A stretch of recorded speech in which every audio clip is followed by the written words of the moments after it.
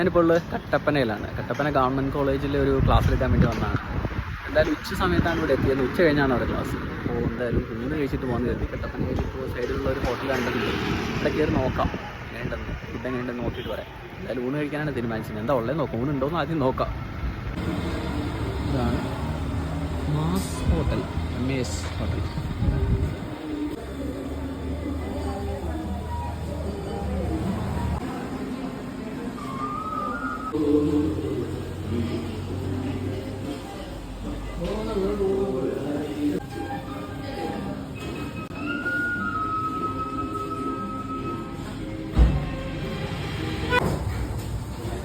സാമ്പാർ, പുളിശ്ശേരി, പരിപ്പ്. പുളിശ്ശേരി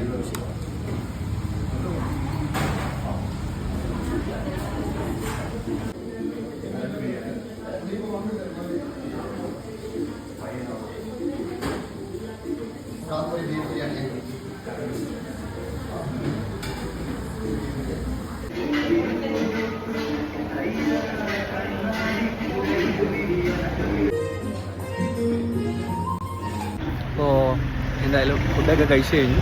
ഹോട്ടൽ പേര് മഹാരാജ എന്നാണ്. ഞാൻ വിചാരിച്ച ആദ്യം ഇവിടെ മാഫുള്ള കഴിയുന്നത്, അത് വേറെ ടൂറിസ്റ്റ് ഹോമാണ്.